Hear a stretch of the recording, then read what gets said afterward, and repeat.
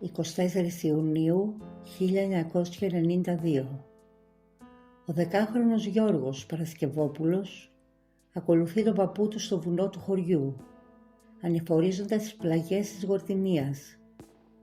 Μια γνώριμη διαδρομή, χαραγμένη στο μυαλό του, την οποία είχε διασχίσει δεκάδες φορές από μικρός.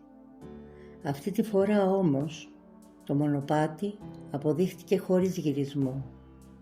Το παιδί δεν επέστρεψε ποτέ. Η Δήμητρα Γορτινίας, ένα μικρό ορεινό χωριό στη βορειοδυτική Αρκαδία, αποτελεί το σκηνικό της αφετηρίας. Από αυτόν τον τόπο καταγόταν ο πατέρας του μικρού, όμως η οικογένεια Παρασκευόπουλου είχε επιλέξει εδώ και χρόνια ως μόνιμη κατοικία της στην Κρήτη. Ο Γιωργάκης, ένα όνομα που οι συγγενείς του επαναλαμβάνουν μέχρι και σήμερα, μεγάλωνε στα Χανιά.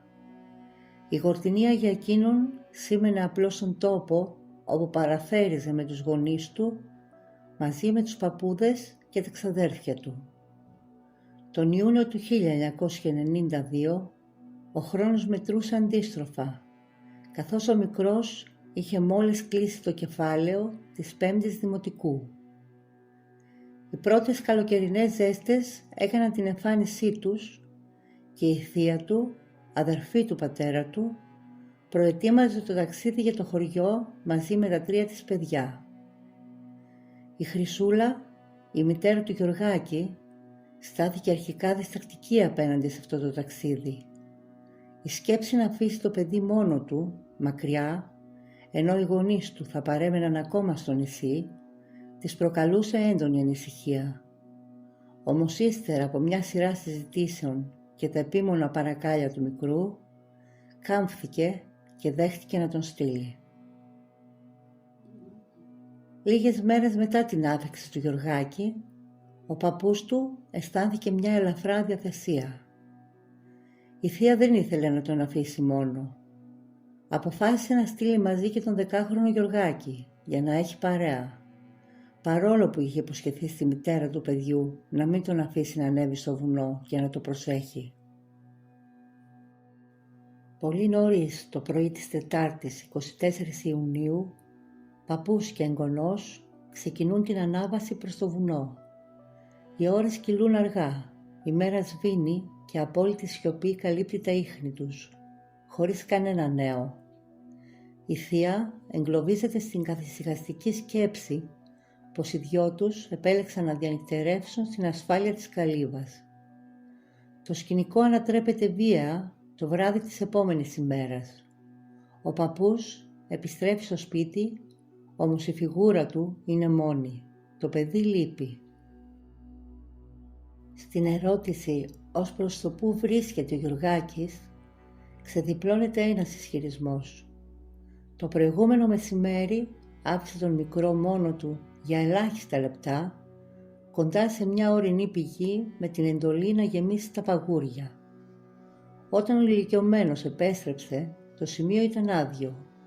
Χωρίς να αναγνωρίσει τον κίνδυνο, υπέθεσε κοινικά πως ο 10χρονος είχε πάρει ήδη τον δρόμο της επιστροφής για το χωριό.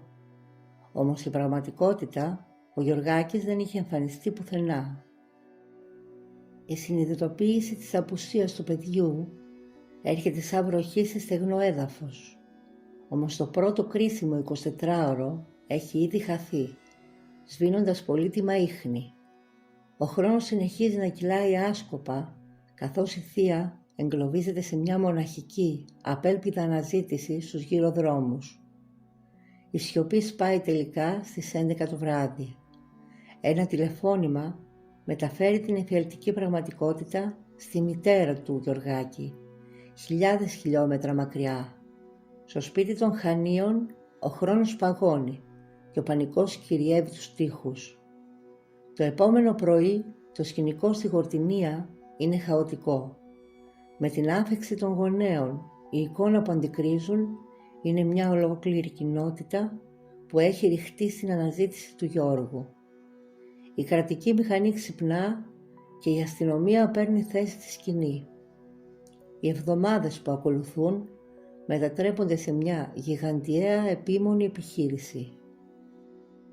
Το άγριο τοπίο χτενίζεται σπιθαμή προς σπιθαμή από ντόπιους, πάνωπλες μονάδες του στρατού, αστυνομικούς και ελικόπτερα που σχίζουν τον ουρανό.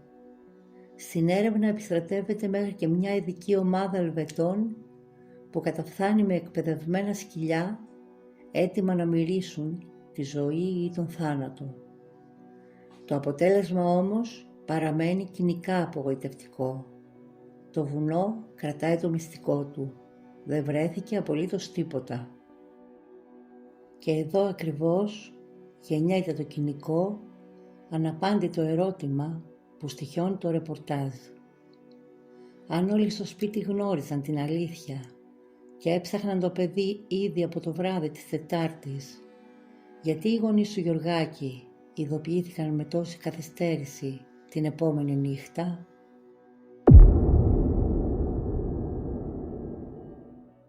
Αν σου αρέσει η δουλειά μας, κάνε εγγραφή στο κανάλι μας, πάτα το καμπανάκι και κάνε ένα like.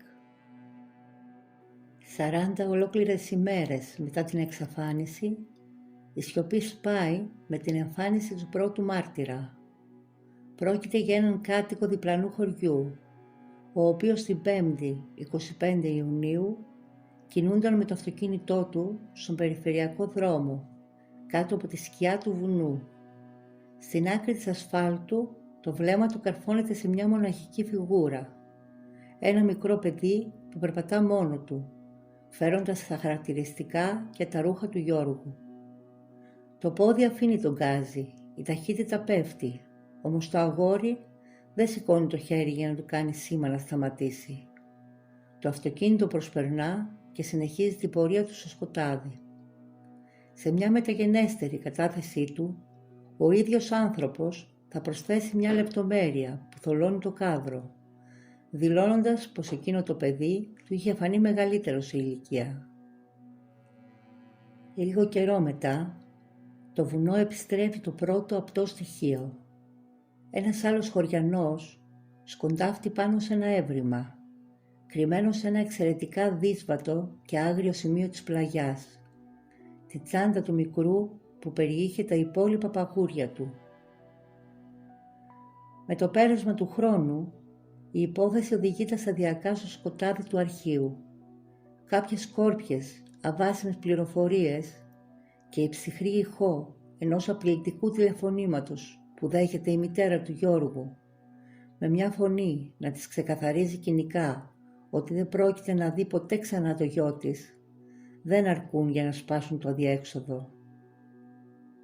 3 χρόνια αργότερα, το 1995, η γη επιστρέφει ένα μακάβριο έβριμα.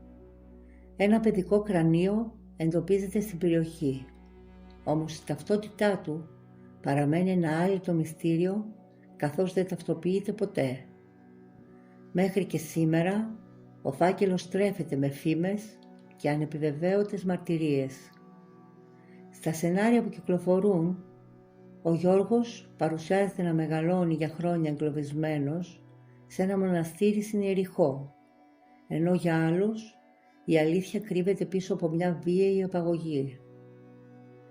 Η πιο διαδεδομένη και σκοτεινή θεωρία, ωστόσο, συνδέει την τύχη του Γιωργάκη με μια σειρά πανομοιότυπων εξαφανίσεων που συγκλώνησαν την Πελοπόννησο τις δεκαετίες του 80 και του 90. Τα κομμάτια του παζλ ξεκινούν το 1981, όταν χάνονται τα ίχνη της δίχρονης Ανούλας στη Μάνη. Το 1985 η μοίρα χτυπά ξανά την Αρκαδία με την εξαφάνιση του 6χρονου Μιχάλη Μήτρου από το Λεβίδι. Το 1989 εξαφανίζεται ο Νεκτάριος από τη Μεσσηνία και το νήμα κόβεται το 1992 με το Γιωργάκη. Οι συνθήκες κάτω από τις οποίες άνοιξε η γη και κατάπιε αυτά τα παιδιά δείχνουν να έχουν κοινή μήτρα. Σε καμία από τις περιπτώσεις δεν εντοπίστηκε ποτέ το παραμικρό στοιχείο, ένα ρούχο ή ένα έβριμα που να μαρτυρά την ύπαρξη κάποιου ατυχήματος. Αυτή η απόλυτη καθαρότητα των σκηνών οδηγεί πολλούς στην ίδια κοινική εικασία, τη δράση ενός οργανωμένου κυκλώματος που κινούνταν στην Ανατολική Πελοπόννησο εντοπίζοντας και αρπάζοντας μικρά παιδιά. Μέχρι και σήμερα το βουνό της Γορδινίας αρνείται πεισματικά να επιστρέψει στις απαντήσεις του, κρατώντας την αλήθεια θαμμένη κάτω από τις άγριες πλαγιές του. Ο χρόνος πάγωσε για πάντα σε εκείνο το μεσημέρι του Ιουνίου του 1992, αφήνοντας πίσω του μόνο έναν ανοιχτό φάκελο, μια μάνα που περιμένει και ερωτήματα που δεν βρήκαν ποτέ απάντηση στο σκοτάδι.